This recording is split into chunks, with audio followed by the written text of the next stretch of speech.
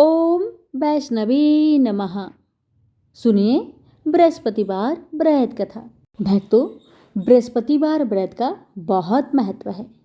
जो भी भक्त सच्चे मन से बृहस्पतिवार के दिन बृहस्पति भगवान का व्रत करता है, भगवान श्री हरि विष्णु और देवगुरु बृहस्पति, इन दोनों की कृपा उस पर सदा बरसती रहती है।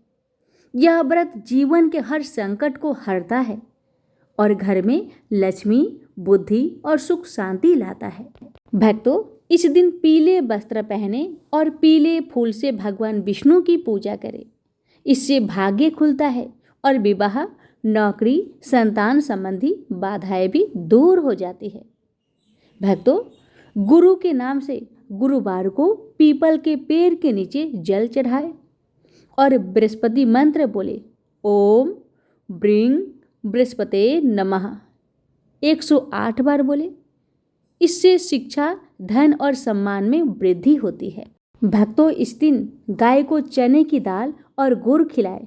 यह उपाय विशेष रूप से पति पत्नी में प्रेम बनाए रखने के लिए उत्तम है। हे बृहस्पति भगवान, आपकी इस दिव्य कथा को कहने वाले और श्रद्धा भाव से सुनने वाले सभी भक्तों पर और भक्तों के पूरे परिवार पर अपनी कृपा सदा सर्वदा बनाए रखना। सबके जीवन में सुख शांति बनाए रखना। प्रेम से बोलिए बृहस्पति भगवान की जय, देवगुरु बृहस्पति की जय। भक्तों, कमेंट बॉक्स में विष्णु भगवान की जयकारा अवश्य लगाइएगा और कथा कैसी लगी कमेंट में जरूर बताइएगा। जय श्री हरि। प्रेम से बोलिए ओम नमो भगवते वासुदेवाय। जय श्री हरि। प्राचीन काल की बात है। किसी राज्य में एक बड़ा, प्रतापी और दानी राजा राज्य करता था।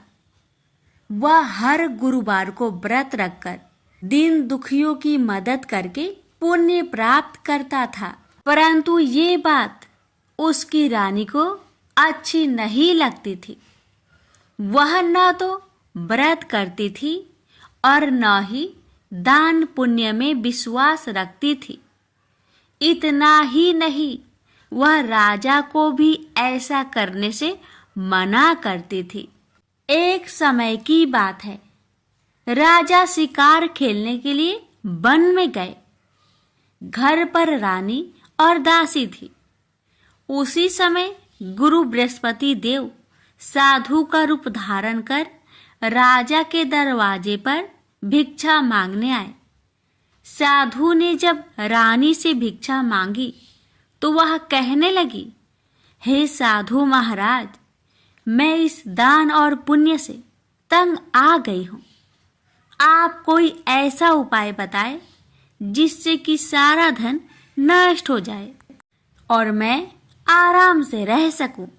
इतना सुनकर बृहस्पति देव ने कहा, हे देवी, तुम बड़ी विचित्र हो। संतान और धन से कोई दुखी होता है। अगर अधिक धन है तो उसे शुभ कार्यों में लगाओ, कुंवारी कन्याओं का विवाह कराओ, विद्यालय और बाग बगीचे का निर्माण कराओ, जिससे तुम्हारे दोनों लोग सुधरे। परंतु साधु की इन बातों से रानी को खुशी नहीं हुई। उसने कहा कि मुझे ऐसे धन की आवश्यकता नहीं है जिसे मैं दान दूं और जिसे संभालने में मेरा सारा समय नष्ट हो जाए। तब साधु ने कहा, अगर तुम्हारी ऐसी इच्छा है तो मैं जैसा तुम्हें बताता हूँ तुम वैसा ही करना। गुरुवार के दिन तुम घर को गोबर से लिपना, अपने बालों को पीली मिट्टी से धोना, राजा से हजामत बनाने को कहना, भोजन में मांस मदिरा का प्रयोग करना, कपड़े धोबी के यहाँ धुलने देना। इस प्रकार 7 बृहस्पतिवार करने से तुम्हारा समस्त धन नष्ट हो जाएगा। इतना कहकर साधु के रूप में बृहस्पति देव अंतर्ध्यान हो गए। साधु के अनुसार कई बातों को पूरा करते हुए रानी को केवल 3 बृहस्पतिवार ही बीते थे। कि उसकी समस्त धन संपत्ति नष्ट हो गई। भोजन के लिए राजा का परिवार तरसने लगा। तब एक दिन राजा ने रानी से बोला कि हे रानी, तुम यहीं रहो, मैं दूसरे देश को जाता हूँ, क्योंकि यहाँ पर सभी लोग मुझे जानते हैं, इसलिए मैं कोई छोटा कार्य नहीं कर सकता। ऐसा कहकर राजा दूसरे देश चला गया। वहाँ वह जंगल से लकड़ी काट कर लाता और शहर में बेचता।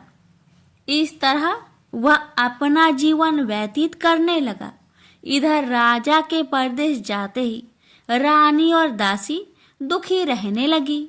एक बार जब रानी और दासी को 7 दिन तक बिना भोजन के रहना पड़ा, तो रानी ने अपनी दासी से कहा, हे दासी, पासी के नगर में मेरी बहन रहती है, वह बड़ी धनवान है, तो उसके पास जा और कुछ ले आ, ताकि थोड़ी बहुत गुजर बसर हो जाए। दासी रानी की बहन के पास गई। उस दिन गुरुवार था और रानी की बहन उस समय बृहस्पतिवार व्रत की कथा सुन रही थी। दासी ने रानी की बहन को अपनी रानी का संदेश दिया, लेकिन रानी की बड़ी बहन ने कोई उत्तर नहीं दिया। जब दासी को रानी की बहन से कोई उत्तर नहीं मिला, तो वह बहुत दुखी हुई और उसे क्रोध भी आया। दासी ने वापस आकर रानी को सारी बात बता दी। ये सुनकर रानी ने अपने भाग्य को कोसा। उधर रानी की बहन ने सोचा कि मेरी बहन की दासी आई थी, परंतु मैं उससे नहीं बोली, इससे वह बहुत दुखी हुई होगी। कथा सुनकर और पूजा समाप्त करके वह अपनी बहन के घर आई और कहने लगी, हे बहन, मैं बृहस्पतिवार का व्रत कर रही थी, तुम्हारी दासी मेरे घर आई थी, परंतु जब तक कथा होती है तब तक ना तो उठते हैं और ना ही बोलते हैं, इसलिए मैं नहीं बोली। बताओ दासी, क्यों आई थी?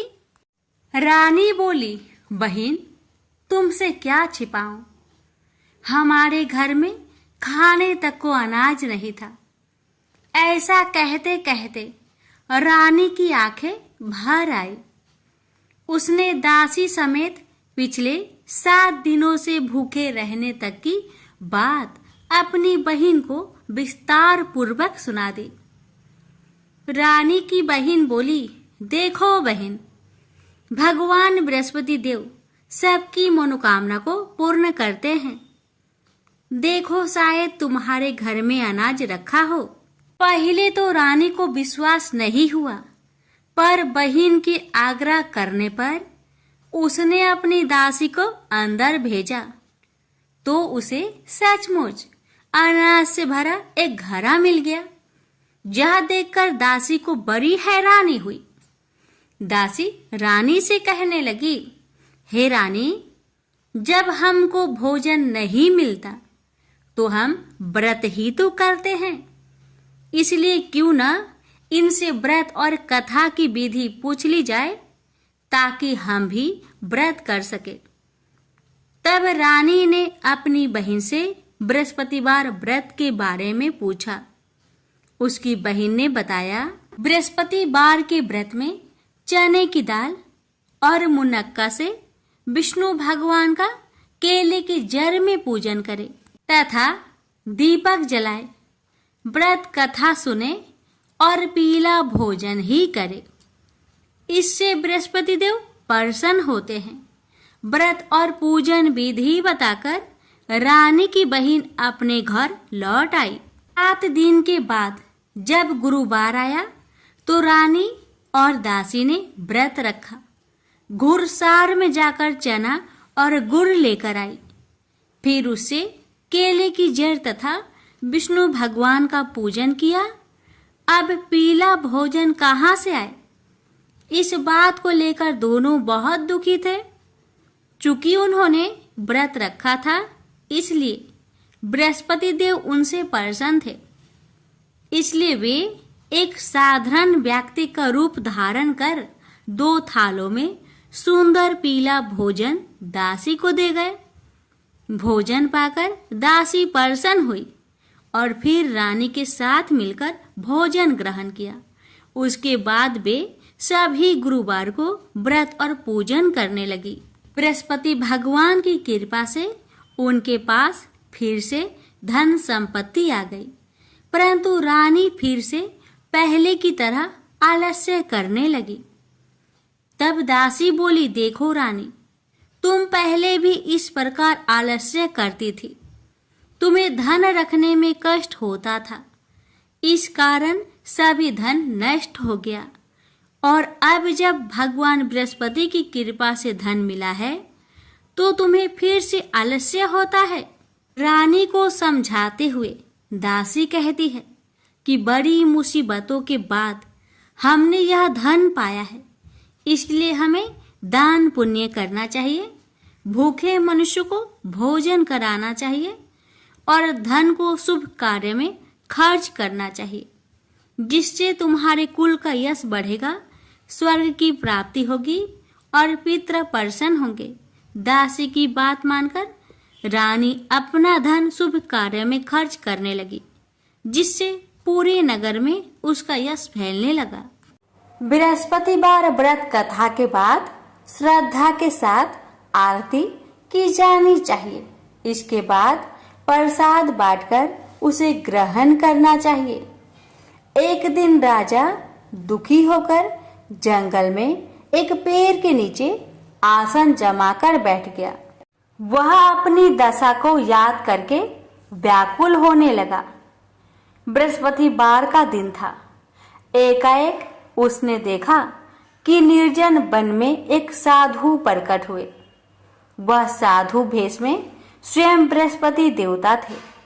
लकड़हारे के सामने आकर बोले, हे लकड़हारे, इस सुनसान जंगल में तू चिंता मग्न क्यों बैठा है? लकड़हारे ने दोनों हाथ जोड़कर प्रणाम किया और उत्तर दिया, महात्मा जी, आप सब कुछ जानते हैं, मैं क्या कहूँ? यह कहकर रोने लगा और साधु को अपनी आत्मकथा सुनाई। महात्मा जी ने कहा, तुम्हारी स्त्री ने बृहस्पति के दिन बृहस्पति भगवान का निरादर किया है, जिसके कारण रुष्ट होकर उन्होंने तुम्हारी यह दशा कर दी। अब तुम चिंता को दूर करके मेरे कहने पर चलो तो तुम्हारे सब कष्ट दूर हो जाएंगे और भगवान पहले से भी अधिक संपत्ति देंगे। तुम बृहस्पतिवार के दिन कथा किया करो। 2 पैसे के चने मुनक्का लाकर उसका प्रसाद बनाओ और शुद्ध जल से लोटे में शक्कर मिलाकर अमृत तैयार करो। कथा के पश्चात अपने सारे परिवार और सुनने वाले प्रेमियों में अमृत व प्रसाद बांटकर आप भी ग्रहण करो। ऐसा करने से भगवान तुम्हारी सब मनोकामनाएं पूरी करेंगे। साधु के ऐसे वचन सुनकर लकड़हारा बोला, हे प्रभु, मुझे लकड़ी बेचकर इतना पैसा नहीं मिलता जिससे भोजन के उपरांत कुछ बचा सकूं। मैंने रात्रि में अपने स्त्री को व्याकुल देखा है और मेरे पास कुछ भी नहीं जिससे मैं उसकी खबर मंगा सकूं।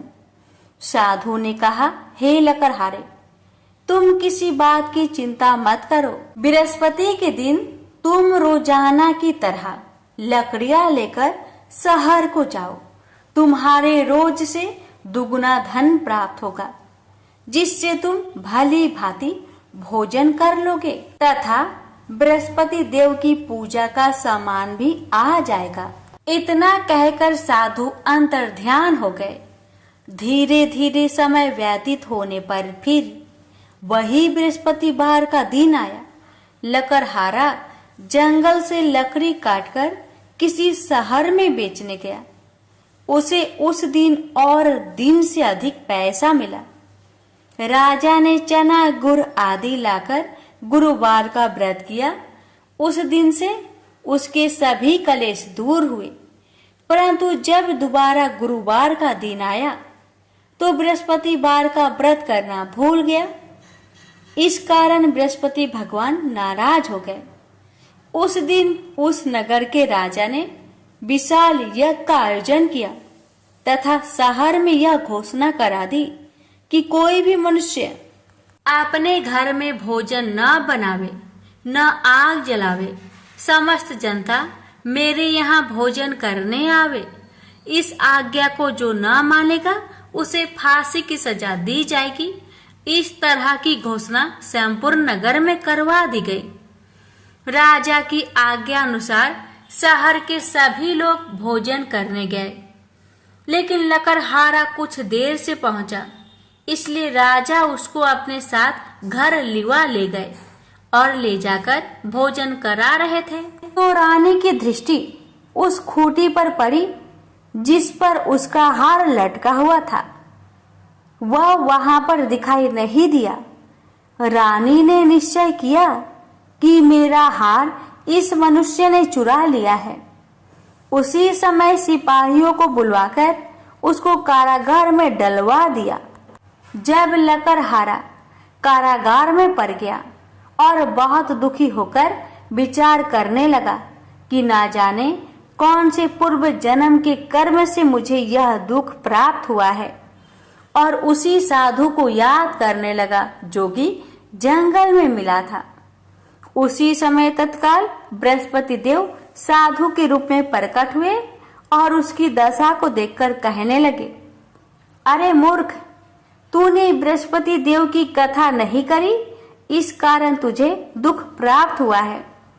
अब चिंता मत कर। बृहस्पतिवार के दिन कारागार के दरवाजे पर 4 पैसे पड़े मिलेंगे।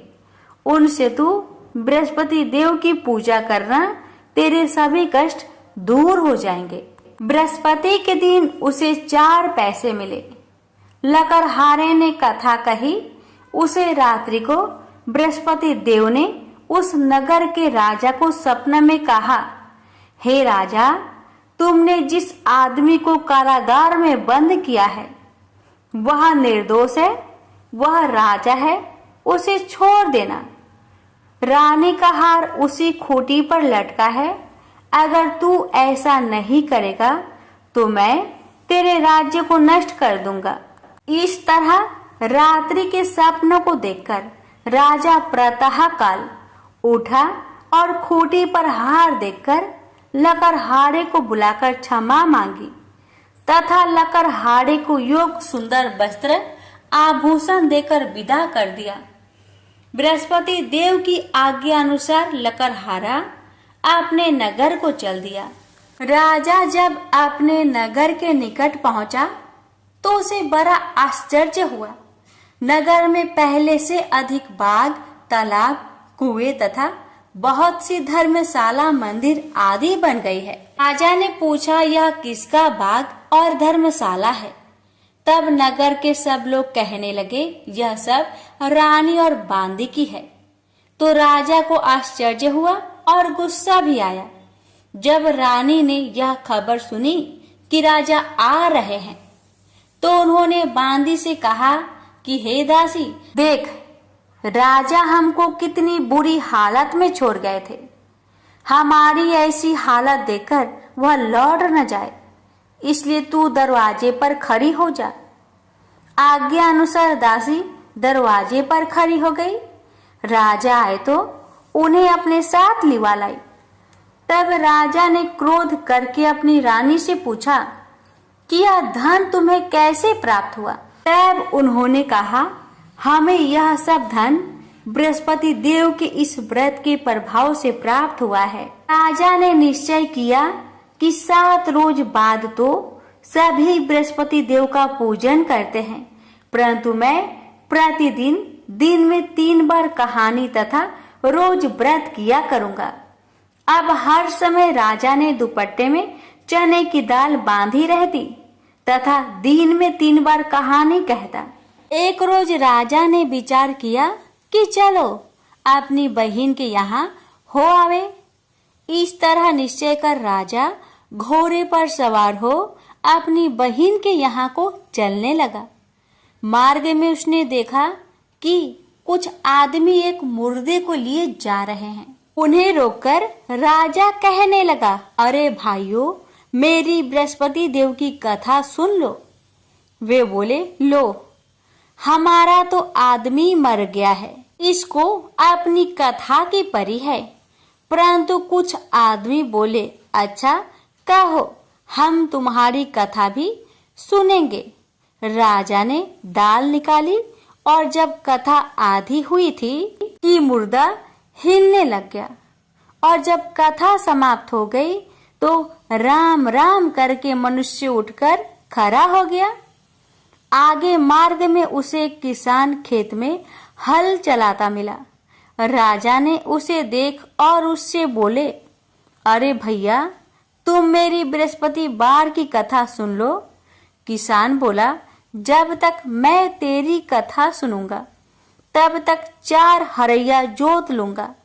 जा अपनी कथा किसी और को सुनाना। इस तरह राजा आगे चलने लगा। राजा के हटते ही बैल पछाड़ खाकर गिर गए तथा किसान के पेट में बड़ी जोर का दर्द होने लगा। उस समय उसकी माँ रोटी लेकर आई। उसने जब यह देखा तो अपने पुत्र से सब हाल पूछा और बेटे ने भी सभी हाल कह दिया। तो बुढ़िया दौड़ी दौड़ी उस घोड़ सवार के पास गई और उससे बोली कि मैं तेरी कथा सुनूंगी, तू अपनी कथा मेरे खेत पर चलकर ही कहना। राजा ने बुढ़िया के खेत पर जाकर कथा कही। इसके सुनते ही वह बैल उठ खड़ा हुई तथा किसान के पेट का दर्द भी बंद हो गया। राजा अपनी बहन के घर पहुंचा। बहन ने भाई की खूब मेहमानी की। दूसरे रोज प्रातःकाल राजा जागा तो वह देखने लगा कि सब लोग भोजन कर रहे हैं। राजा ने अपनी बहन से कहा, ऐसा कोई मनुष्य है जिसने भोजन नहीं किया हो? मेरी बृहस्पतिवार की कथा सुन ले। बहन बोली, हे भैया, यह देश ऐसा ही है कि पहले यहाँ लोग भोजन करते हैं, बाद में अन्य काम करते हैं। अगर कोई पड़ोस में हो तो देख आऊं। वह ऐसा कहकर देखने चली गई, परंतु उसे कोई ऐसा व्यक्ति नहीं मिला जिसने भोजन न किया हो। अतः वह एक कुम्हार के घर गई जिसका लड़का बीमार था। उसे मालूम हुआ कि उनके यहाँ 3 रोज से किसी ने भोजन नहीं किया है। रानी ने अपने भाई की कथा सुनने के लिए कुम्हार से कहा। वह तैयार हो गया। राजा ने जाकर बृहस्पतिवार की कथा कही, जिसको सुनकर उसका लड़का ठीक हो गया। अब तो राजा की प्रशंसा होने लगी। एक रोज राजा ने अपनी बहन से कहा कि हे बहन, हम अपने घर को जाएंगे, तुम भी तैयार हो जाओ। राजा की बहन ने अपनी सास से कहा। सास ने कहा, हाँ चली जा, परंतु अपने लड़कों को मत ले जाना, क्योंकि तेरे भाई के कोई औलाद नहीं है। बहन ने अपने भैया से कहा, हे भैया, मैं तो चलूंगी पर कोई बालक नहीं जाएगा। राजा बोला, जब कोई बालक नहीं चलेगा तब तुम ही क्या करोगी? बड़े दुखी मन से राजा अपने नगर को लौट आया। राजा ने अपनी रानी से कहा, हम निरवंशी है, हमारा मुंह देखने का धर्म नहीं है और कुछ भोजन आदि नहीं किया। रानी बोली, हे प्रभु, बृहस्पति देव ने हमें सब कुछ दिया है, वह हमें औलाद अवश्य देंगे। उसी रात को बृहस्पति देव ने राजा से सपने में कहा, हे राजा, उठ, सभी सोच त्याग दे, तेरी रानी गर्भ से है। राजा को यह बात सुनकर बड़ी खुशी हुई। 9वें महीने में उसके गर्भ से एक सुंदर पुत्र पैदा हुआ। तब राजा बोला, हे रानी, स्त्री बिना भोजन के रह सकती है, पर बिना कहे नहीं रह सकती।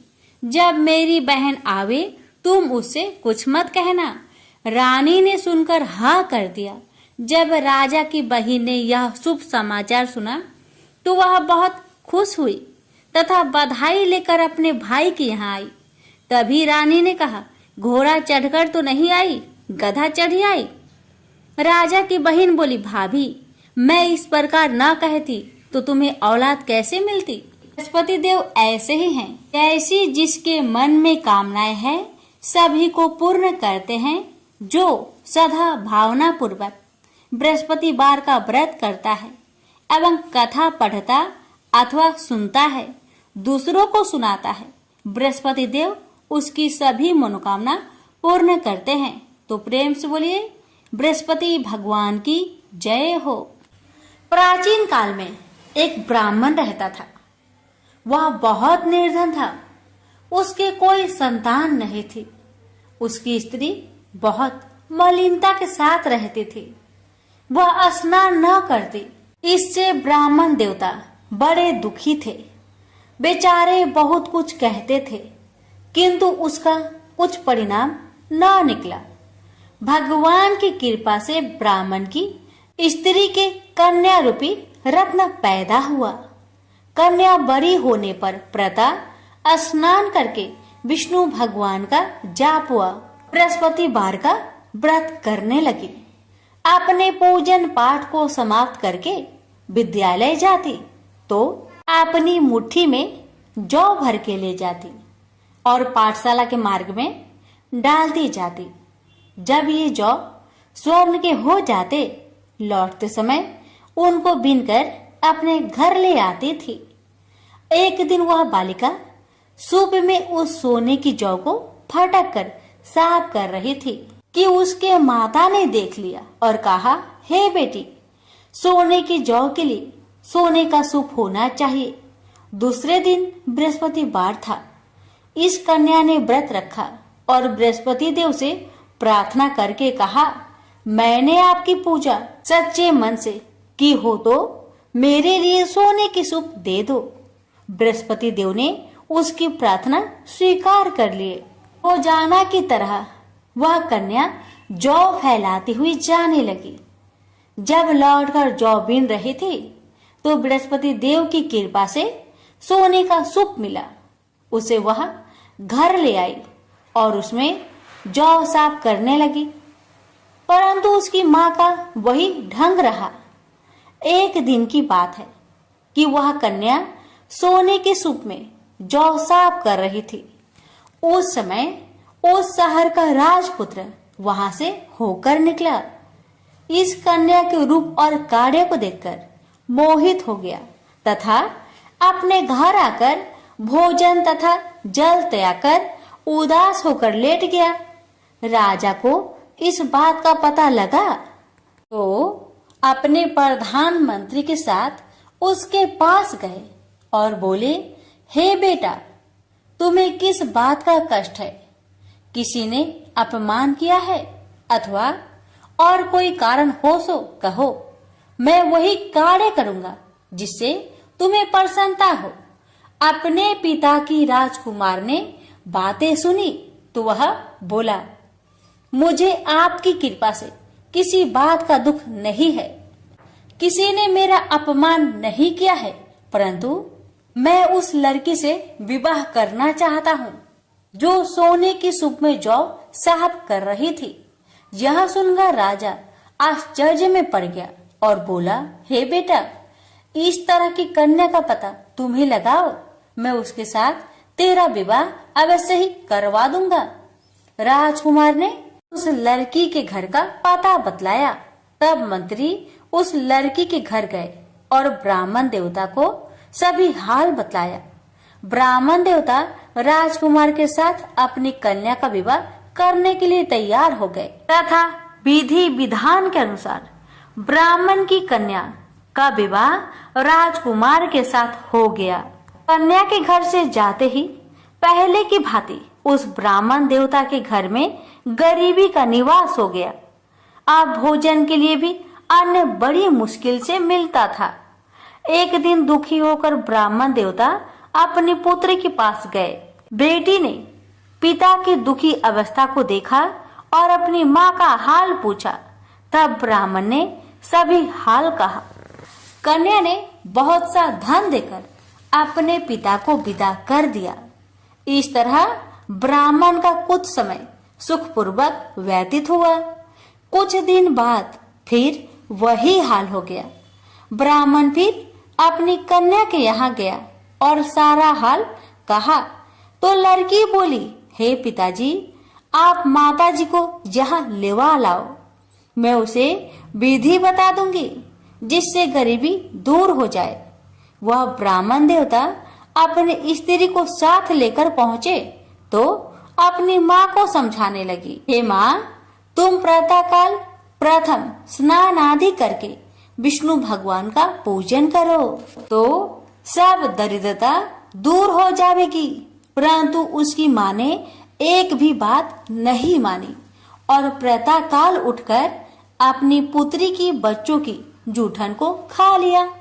इससे उसकी पुत्री को बहुत गुस्सा आया और एक रात को कोठरी से सभी सामान निकाल दिया और अपनी माँ को उसमें बंद कर दिया। प्रातःकाल उसे निकाला तथा स्नान आदि करा के पाठ करवाया तो उसकी माँ की बुद्धि ठीक हो गई और फिर प्रत्येक बृहस्पतिवार को व्रत रखने लगी। इस व्रत के प्रभाव से उसके माँ बाप बहुत ही धनवान और पुत्रवान हो गए और बृहस्पति जी के प्रभाव से इस लोक के सुख भोग कर स्वर्ग को प्राप्त हुए। भी मिलकर बोलिए, विष्णु भगवान की जय। अब सुनिए गुरुवार महालक्ष्मी जी की प्रेत कथा। भारत वर्ष के सौराष्ट्र देश में द्वापर युग की यह कहानी हुई है। सौराष्ट्र में उस समय भद्रश्रवा नाम के राजा थे। वे बड़े पराक्रमी राजा थे। 4 वेद, 6 शास्त्र, 18 पुराणों का उन्हें ज्ञान था।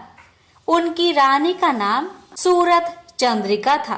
रानी देखने में सुंदर और सुलक्षणा थी तथा पतिव्रता थी। उन दोनों को 7 पुत्र तथा उनके बाद एक कन्या का वरदान मिला था। कन्या का नाम श्याम बाला था। एक बार महालक्ष्मी जी के मन में आया कि जाकर उस राजा के राज प्रसाद में रहे। इससे राजा को दुगनी धन दौलत की प्राप्ति होगी और वह इस धन दौलत से अपनी प्रजा को और सुख दे पाएगा। गरीब के घर अगर रहे और उन्हें धन दौलत प्राप्त हो तो वह स्वार्थी की तरह केवल अपने ऊपर ही खर्च करेगा। यह सोचकर श्री महालक्ष्मी जी ने बूढ़ी ब्राह्मण स्त्री का रूप धारण किया। हाथ में लाठी लिए लाठी के सहारे रानी के द्वार तक पहुंची। यद्यपि उन्होंने बूढ़ी औरत का रूप धारण किया था पर उनके चेहरे पर देवी का तेज था। उन्हें देखते ही एक दासी सामने आई। उसने इनका नाम, धाम, काम, धर्म पूछ डाला। वृद्ध ब्राह्मण का रूप धारित माता लक्ष्मी ने कहा, पालिके, मेरा नाम कमला है। मेरे पति का नाम भुवनेश है। हम द्वारिका में रहते हैं। तुम्हारी रानी पिछले जन्म में एक वैश्य की पत्नी थी। वह वैश्य गरीब था। दरिद्रता के कारण हर रोज घर में झगड़े होते थे तथा उसका पति रोज उसे मारता था।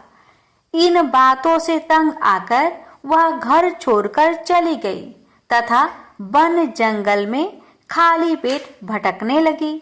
उसकी इस दुर्दशा पर मुझे दया आई। तब मैंने उसे सुख संपत्ति देने वाली श्री महालक्ष्मी जी की कथा सुनाई। मेरे कहने पर उसने श्री महालक्ष्मी जी का व्रत किया। श्री महालक्ष्मी जी प्रसन्न हुई। उसकी गरीबी दूर हुई। उसका घर संसार दौलत संतति संपत्ति से भर गया। बाद में पति पत्नी दोनों परलोक सिधारे। लक्ष्मी व्रत करने के कारण वे लक्ष्मी लोक में रहे। उन्होंने जितने साल महालक्ष्मी जी का व्रत किया उतने हजारों साल उन्हें सुख भोग मिला। इस जन्म में उनका जन्म राजघराने में हुआ है, परंतु वह श्री महालक्ष्मी जी का व्रत करना भूल गई है। उसे यह याद दिलाने मैं यहाँ आई हूँ। बुढ़िया की बातें सुनकर दासी ने उन्हें प्रणाम किया तथा श्री महालक्ष्मी जी का व्रत किस तरह किया जाए इस बारे में पूछा। बुढ़िया रूप धारण किए हुए श्री महालक्ष्मी माता ने दासी को पूजा की विधि तथा महिमा बताई। इसके बाद वह दासी माता को प्रणाम कर रानी को बताने अंदर चली गई। राज वैभव में रहते हुए रानी को अपने ऐश्वर्य का बहुत घमंड हुआ था। संपत्ति तथा अधिकार के वजह से वह उन्मत्त हो गई थी। दासी द्वारा बताई गई बुढ़िया की बातें सुनकर वह आग बबूला हो गई और राजद्वार पर आकर बुढ़िया रूपी श्री महालक्ष्मी पर बरस पड़ी। उसे यह मालूम नहीं था कि श्री महालक्ष्मी माता बुढ़िया का रूप धारण किए द्वार तक आई हैं, परंतु रानी का इस कदर रूख बर्ताव तथा अपना अनादर देखकर माता ने वहां ठहरना ठीक ना समझा। वे वहां से चल पड़ी। राह में उन्हें राजकुमारी श्यामबाला मिली। उन्होंने श्यामबाला को सारी बात बताई। श्यामबाला ने अपनी ओर से श्री महालक्ष्मी माता से क्षमा मांगी। माता को उस पर दया आई। उन्होंने श्यामबाला को श्री महालक्ष्मी व्रत के बारे में बताया। उस दिन अगहन यानी मार्गशीर्ष माह का पहला गुरुवार था। श्यामबाला ने परम श्रद्धा से श्री महालक्ष्मी जी का व्रत रखा। फल स्वरूप राजा सिद्धेश्वर के सुपुत्र मालाधर से उसका विवाह हुआ। वह धन दौलत ऐश्वर्य वैभव से माला माल हो गई। पति के साथ ससुराल में आनंद से दिन बिताने लगी। इधर श्री महालक्ष्मी का रानी पर प्रकोप हुआ। फलस्वरूप राजा भद्र सर्वा का राज्य एवं राज कारोबार नष्ट हो गया, जहाँ तक कि खाने की लाले पड़ गए।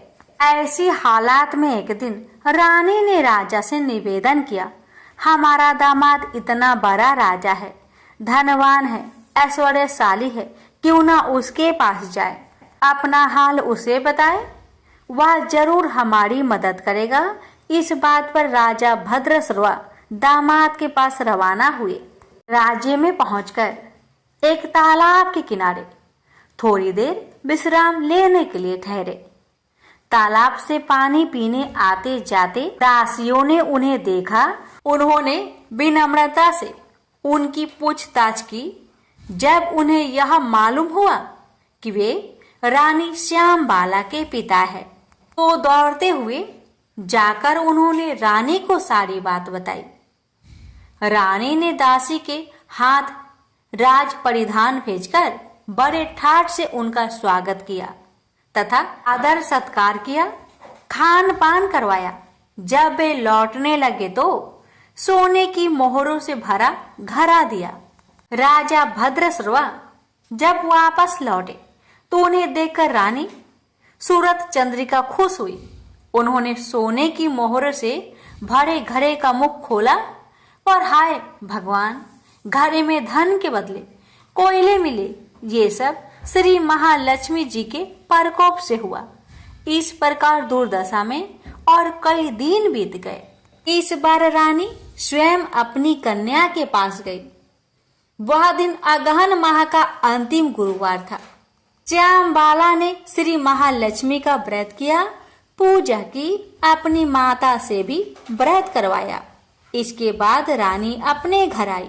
श्री महालक्ष्मी का व्रत रखने पर उसे फिर से अपना राजपाट, धन दौलत, ऐश्वर्य प्राप्त हुआ। वह फिर से सुख शांति आनंदमय जीवन बिताने लगी। कुछ दिनों बाद राजकन्या श्यामबाला अपने पिता के घर आई। उसे अपने घर देखकर सूरत चंद्रिका को पुरानी बातें याद आई। यही कि श्यामबाला ने अपने पिता को घड़ा भर कोयला दिया था और उसने तो कुछ भी नहीं दिया था। इसी कारण श्यामबाला को पिता के घर आने पर उसका कोई आदर आतिथ्य नहीं हुआ, बल्कि अनादर हुआ। और उसने इस बात का बुरा नहीं माना। अपने घर लौटते समय उसने पिता के घर से थोड़ा नमक ले लिया। अपने घर लौटने पर उसके पति ने पूछा, अपने मायके से क्या लाई हो? इस पर उसने जवाब दिया, वहां का सार लाई हूं। पति ने पूछा, इसका मतलब क्या हुआ? श्याम बाला ने कहा, थोड़ी धीरज रखे, सब मालूम हो जाएगा। उस दिन श्याम बाला ने सारा भोजन नमक बिना डाले ही बनाया और परोसा। पति ने खाना चखा, सारा खाना नमक बिना था, इसलिए स्वाद न आया। फिर श्याम बाला ने थाली में नमक डाला, इससे सारा भोजन स्वादिष्ट लगने लगा। तब श्याम बाला ने पति से कहा, यही है वह मायके से लाया हुआ सार। पति को उसकी बात सही लगी। फिर वह दोनों हंसी मजाक करते हुए भोजन करने लगे। कहा गया है कि इस तरह जो कोई श्रद्धा भाव से श्री महालक्ष्मी जी का पूजा करे, उसे माता की कृपा प्राप्त होती है, सुख संपत्ति शांति प्राप्त होती है, सभी मनोकामनाएं पूरी होती है। परंतु यह सब प्राप्त होने पर माता की पूजा को भूलना नहीं चाहिए। हर गुरुवार को व्रत पाठ अवश्य करना चाहिए। इस तरह श्री महालक्ष्मी जी की महिमा भक्तों की मनोकामना पूरी करती है। प्रेम से बोलिए लक्ष्मी माता जी की जय। हे माँ, आपकी कथा कहने वाले पर, सुनने वाले पर, हुकार भरने वालों पर अपनी कृपा सदा सर्वदा बनाए रखना, घर में सुख शांति बनाए रखना, भक्तों की हर मनोकामना को पूर्ण करना। बोलिए महालक्ष्मी माता जी की जय। अब श्रवण करें बृहस्पति देवता की आरती। ओम जय बृहस्पति देवा, जय बृहस्पति देवा, छीने छीने भोगे लगाऊं कदली फल मेवा।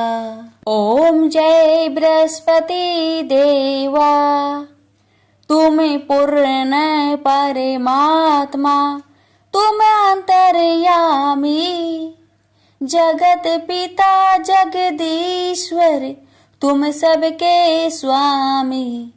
ओम जय बृहस्पति देवा, चरणामृत निज निर्मल, सब पातक हरता, सकल मनोरथ दायक, कृपा करो भरता। ओम जय बृहस्पति देवा, तन मन धन अर्पण कर, जो जन शरण परे, प्रभु पर कट तब होकर, आकर द्वार खरे। ओम जय बृहस्पति देवा, दीन दयाल दयानिधि, भक्तन हितकारी, पाप दोष सब हरता, भव बंधन हारी। ओम जय बृहस्पति देवा, सकल मनोरथ दायक, सब संचय तारो, विषय विकार मिटाओ, संतन सुखकारी। ओम जय बृहस्पति देवा, जो कोई आरती तेरी प्रेम सहित गावे, ज्येष्ठ आनंद बंद सो सो निश्चय पावे। ओम जय बृहस्पति देवा। प्रेम से बोलिए बृहस्पति देव की जय। लक्ष्मी माता की आरती। ओम जय लक्ष्मी माता, मैया जय लक्ष्मी माता, तुमको निस दिन सेवते हरि विष्णु विधाता। ओम जय लक्ष्मी माता, उमा रमा ब्रह्मानी, तुम ही जग माता, मैया तुम ही जग माता। सूर्य चंद्रमा ध्यावते, सूर्य चंद्रमा ध्यावते, नारद ऋषि गाता। ओम जय लक्ष्मी माता, दुर्गा रूप निरंजनी, सुख संपत्ति दाता, मैया सुख संपत्ति दाता। जो कोई तुमको ध्याता, रिद्धि सिद्धि धन पाता। ओम जय लक्ष्मी माता, तुम्हें पाताल निवासिनी, तुम्हें ही शुभदाता, मैया तुम्हें ही शुभदाता। परम प्रभाव प्रकाशिनी, भवनिधि की त्राता। ओम जय लक्ष्मी माता। जिस घर में तुम रहती, सब सतगुण आता, मैया सब सतगुण आता। सब संभव हो जाता, मन नहीं घबराता। ओम जय लक्ष्मी माता। तुम बिन यज्ञ न होते, वस्त्र न कोई पाता, मैया वस्त्र न कोई पाता। खाने पाने का वैभव सब तुमसे आता। ओम जय लक्ष्मी माता।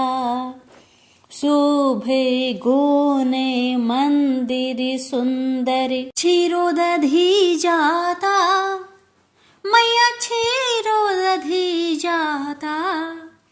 रत्न चतुर्दश तुम बिन कोई नहीं पाता। ओम जय लक्ष्मी माता।